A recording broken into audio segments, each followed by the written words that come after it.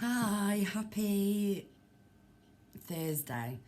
I'm just going to do a little quick video while I've got the chance. I just wanted to defragment my mind. I've been writing a lot of stuff down over the last 12 hours and I've felt quite heavy energies, and a couple of times a month I get this real sort of heightened state and need to just look into things a bit more to try and solidify my understanding of it. So what's been on my mind over the last few days has been the idea of ETs and entities and things of this nature, and I feel the doors for me are opening into recognition of concepts like genuine soul families, or people that are genuinely feeling like a resonant connection. I kind of felt a bit more detached to that idea before, and when people would throw out willy-nilly namaste or soul fam or whatever, and I'd think, does it really feel like that to you at that point? But as my journey's gone along and I've seemed to have found my own pocket of resonant souls, the feel of the truth of that is so deep within me and profound that, like, it's opening up doors in terms of, like I've spoken about before, my own interpretation of interdimensional beings, and I've had blockages up around the idea of ETs as it's spun to us, understanding it more as a self-perpetuated interpretation of energy through our own individual filters, if you know what I mean. So, for example, once, this time last year, it was like dark night of the soul, like every fucking week it was like that. One particular night I was in like sleep paralysis, and behind closed eyes I saw like a black swirly vortex tunnel, and it pulled me up it. And at the end of it were like forms of like ghoulish, demonic looking, scary type things. I feel quite sort of heightened doing this video now, if I'm honest. So anyway, at the end of this tunnel was something scary, and my conscious lucid part of myself said to, whatever, my other part, my higher soul, don't be scared, you're creating this yourself, you can transmute it. So conscious thought of changing the image before me, the creepy forms, into something more positive, and it worked. It changed the images to something really childlike. I can't really remember now. It was like a toy or something. So the form of the image shifted with my perception of it, and I feel like that is how malleable reality is and consciousness is. So when I'd watched Corey Gord or David Wilcock, is that his name, Cox?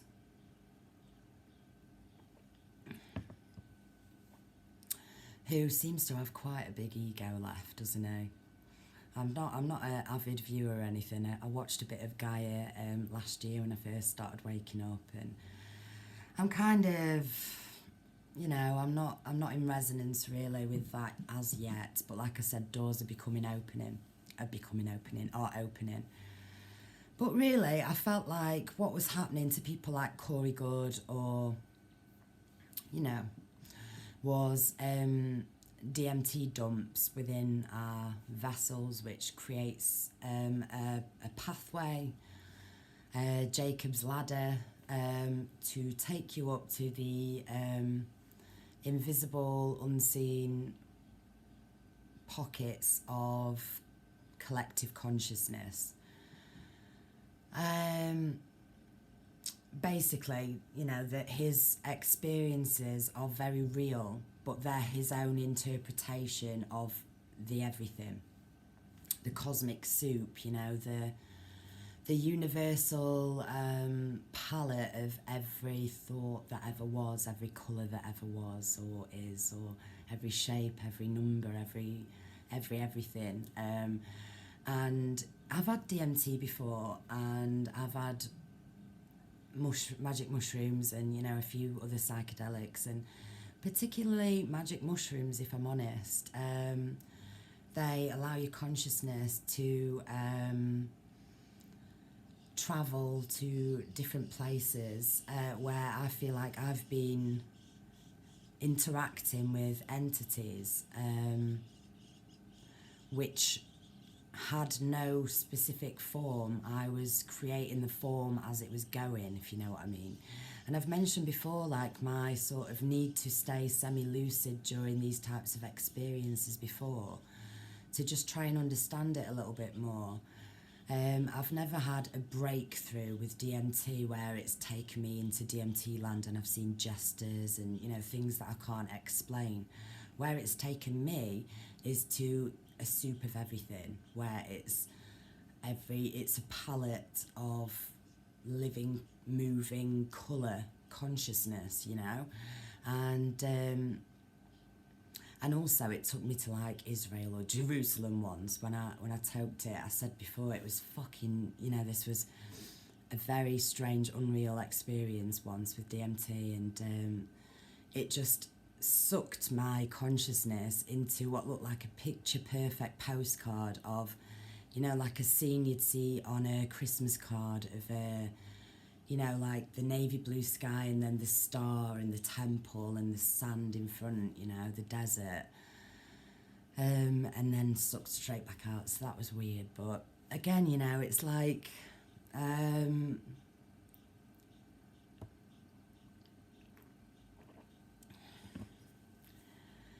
there's always that feel of the control of the consciousness, even during heightened or different states of consciousness that I've held on to, you know, like with lucid dreaming and things like that, always having these two awarenesses going on at once, no matter whether you're in this realm or dream state or astral realm or whatever, you know. I've always had the conscious awareness of my connection to this part of my soul, this one here. So it's been difficult for me sometimes to let go and to not interpret everything as it's happening and to just be in that moment, you know, to forward my progression into understanding of other things. But anyway, so my personal interpretation is that DMT was being released, and we are tuning into different levels and layers of consciousness up Jacob's ladder, or, you know, to the soup of it all, the source at the top. And our individual filters and egos interpret and paint the picture. We give the energy the life, you know. That's kind of what I've been feeling like is sort of like the importance for me to try and defrag my mind and speak about, you know, how we individually and collectively we create the form from the energy. So, and that is including things like staying in fear programming and dualistic mindset, where it comes to Illuminati, cabal, bad guys, Jews, Phoenicians, reptilians, whatever it is that is, you know, the opposing force. It's self-perpetuated and therefore not to be scared, not to be fearful of, but also not to even acknowledge. It's to be up and above it. So what's been on my mind recently is, you know, just how agendas are formed and how beliefs are taken on, and then how that can change future timelines and realities. And I've spoken about this before, so I'm a little bit heightened now, right? And I think it's because I want to talk about the idea of rhesus negatives being reptilians. And I've not wanted to talk about this. I've seen the sort of feel that many people have pushed onto this, because obviously the connection between the presidents and the royal family, and obviously them not being particularly savouroble characters, and then them being rhesus negative. So it's easy to see how people's perceptions of these things can start happening, I feel like I sort of sense an agenda coming along, and you know, it's sort of finding different angles, and it's making me feel like I need to protect my sort of species, if you know what I mean, which is rhesus negatives. And that sounds like a very sort of strange thing for me to say anyway, doesn't it? But so what happened was, I'd listened to Fleur Brun talk about reptilians, and I've heard little bits and bobs before, you know, about the reptilian agenda or the ancient nature of it, you know, lizard people or bird-headed, you know, creatures, and the mythology that sort of goes with that. And, you know, it does sort of feel true to me, and, you know, like the emerald tablets of Thoth and all that type of thing, although I've not gone into it much, I know there's resonance there for me to dip into when I want to. But at the same time, I've had this sort of more kind of realistic type of feeling, urge to sort of understand myself and demystify anything I may feel surrounding rhesus negative. So I'm super interested in it, especially because of that download I got, you know, during my awakening. So Fleur was talking about how certain bloodlines are infused with, you know, reptilian DNA coding or whatever, and I just feel like, you know, when you start throwing things like that into a mix of something which is completely unknown as yet, it's a bit dangerous, you know. It's like I've connected with so many rhesus negatives since doing this channel, and they're all complete opposite to reptilians in terms of the inside and the feels, you know. But at the same time, there are reptilian-like traits that we could do with sort of owning up to and you know, speaking about with no fear, because we know we're not that on the inside. It's like the reptilian energy is that of a narcissist or a sociopath, someone with no empathy, you know, all that type of distorted, perverted projections that people display in the behaviours. That's reptilian of nature. But I mean, it feels to me like we are all connected to reptiles, are we not? You know, we have a reptilian part of the brain. Who knows, you know, history and science is... The narratives are not strong enough anymore, that it leaves holes open for theory upon theory upon theory about, you know, human origins or galactic ties, or, you know, so we're still in the infancy of discovering all this. But I know that I'm one of the good ones. I know that, and I don't mean one of the good rhesus negatives. I mean, I'm just one of the good souls, you know, negative or positive. You know, we're all here in all different shapes and sizes and forms and whatnot. So there's no sort of there's nothing from me. But the way that rhesus negatives are portrayed, and the sort of piling up of kind of brackets, you know, makes me want to sort of stand up for myself, but also for me to, you know, ponder further and understand certain things. So she was sort of talking about reptilian overlays, and why all this has been on my mind is because when I've watched some of my videos back before, it's looked like my eyes are shape-shifting. And I've not put videos on before because my eyes have looked too shifty. And how I've logically rationalised this is, like I've said before, how I seem to have this new ability to discern different layers in the sky, in the unseen, in the invisible. I can pick up different visual forms of energy in the sky, and so I'm moving back and forward with perspective, and I can feel my pupil change with it, a bit like, you know, when you go like that and you look at the point and then you pull it out and your pupils move. Well, I feel my pupils doing all sorts of shit sometimes, and I've felt like it was sort of a you know, for me it was a gift. It wasn't that I had some reptilian overlay on me, you know, at that moment in time that was like making my eyes look snake-like or whatever.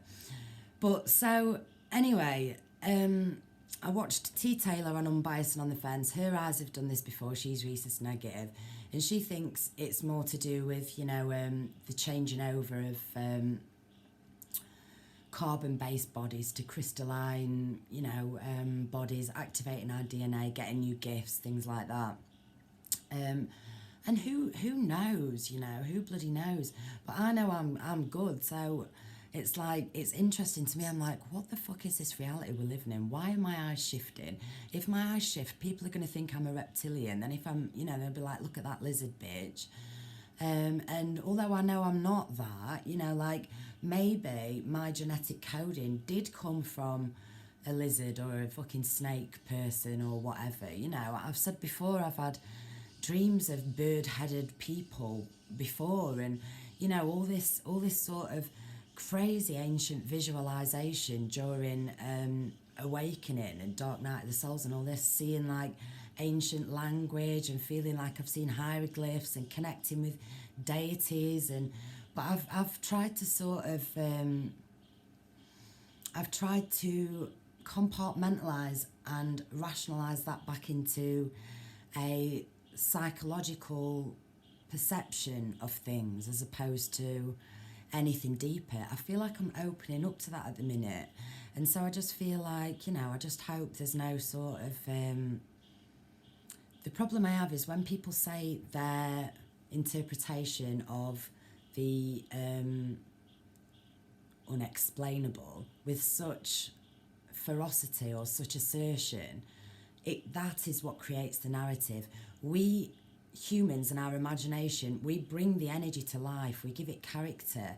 Entity sounds like enemy, sounds like energy, and that's all it is. And we, you know, during trips, psychedelic trips, when you're healing yourself, you know somehow your higher soul or yourself or whatever knows what lessons you need to learn, and that's what will be presented to you in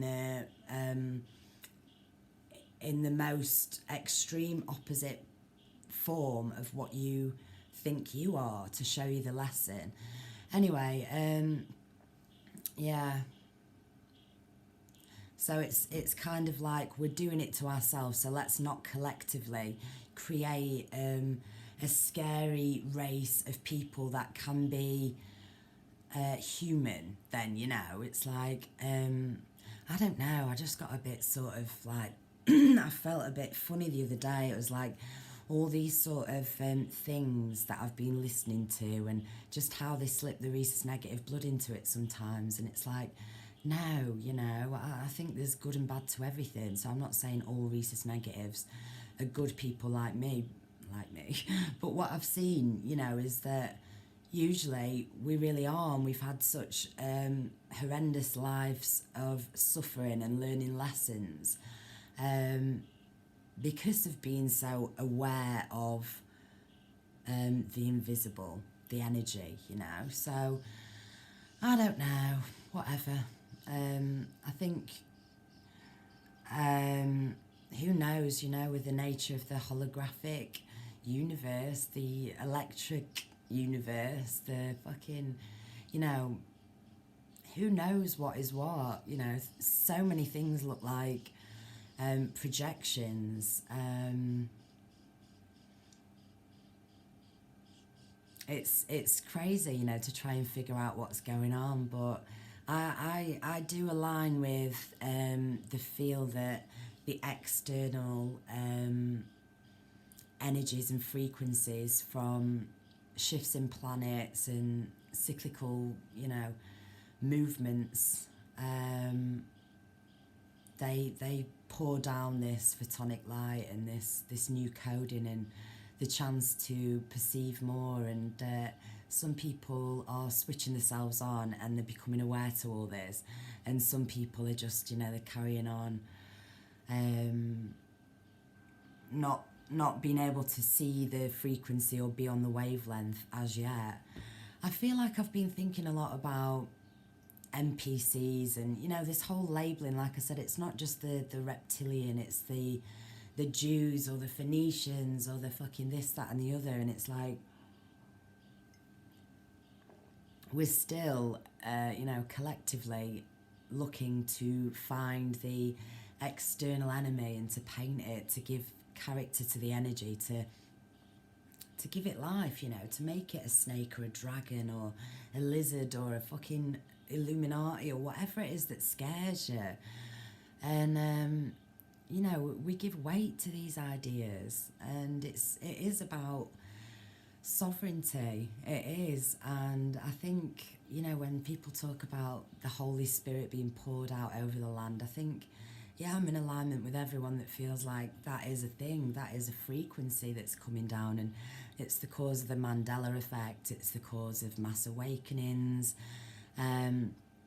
You know, there's certain awarenesses of timeline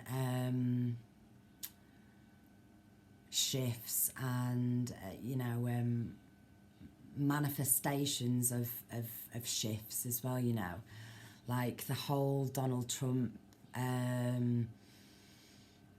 Nigel Farage, when all that was happening, 2016, to me it was strange how heightened everything felt. You know, they've worked the people up into this buzz for some sort of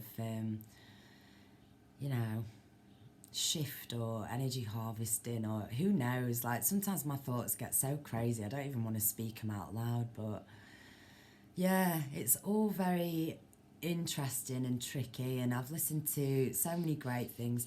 Fifth Wheel's video this morning was brilliant, and I kind of feel like much of what she says aligns. You know, we've been trapped in this sort of magnetic matrix, and there's going to be some type of electromagnetic shift, and it's to do with Jupiter. And I know Jupiter and Saturn are meeting in 2020, and Levette talks about this, and, you know, just the realness of the feel of the awakening and the shift of paradigms. And, you know, and again, even though I'm talking about all this external, at the same time, I'm so much in the truth of that it all comes from within, and it only, you know, you only get your own answers, your own subjective truth, your own dream within the collective dream. And we need to be as honest, authentic, as individual and as true to our own essence as we can be, because it is our individual dream.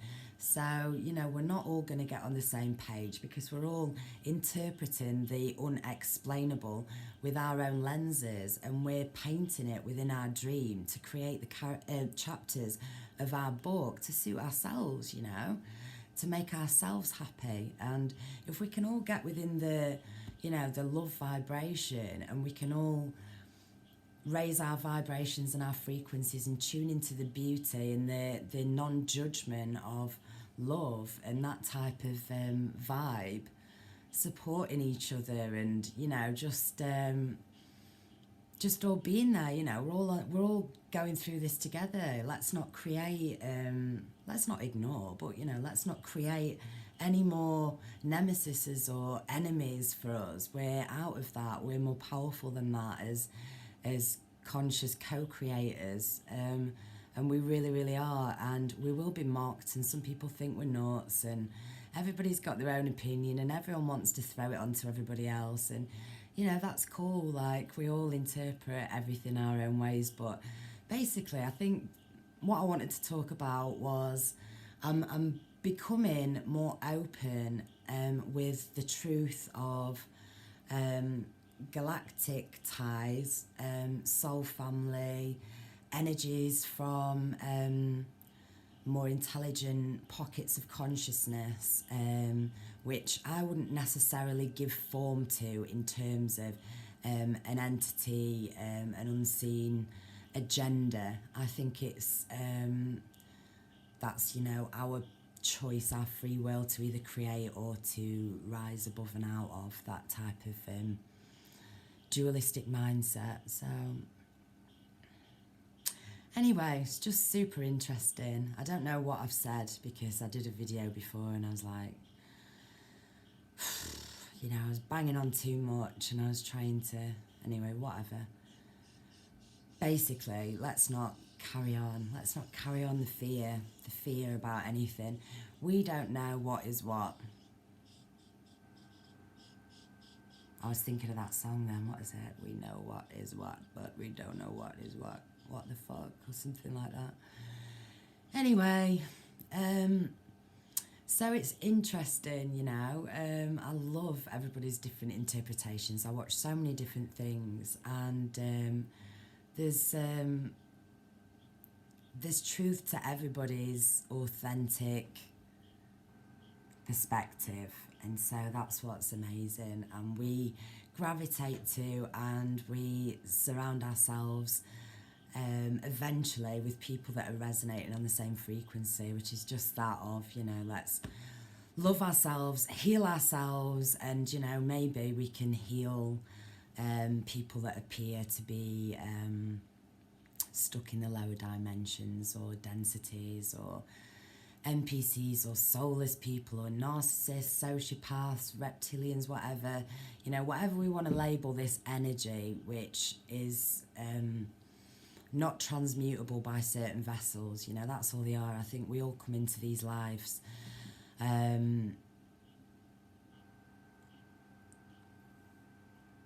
with an equal chance, an equal playing field, and it takes a long time to get the chance for that sometimes, because the amount of trauma that is thrown upon us these days in childhood. And I do believe that the soul is fractured, and it happens through trauma, and it happens very early on, and it can get worse and worse and worse, and society is embroiled within that uncreative, unempathetic, you know, materialistic, horrendous energy, and it has been for who knows how long. And the cities, the jobs, the cars, the houses, the ruining of nature, the killing of people.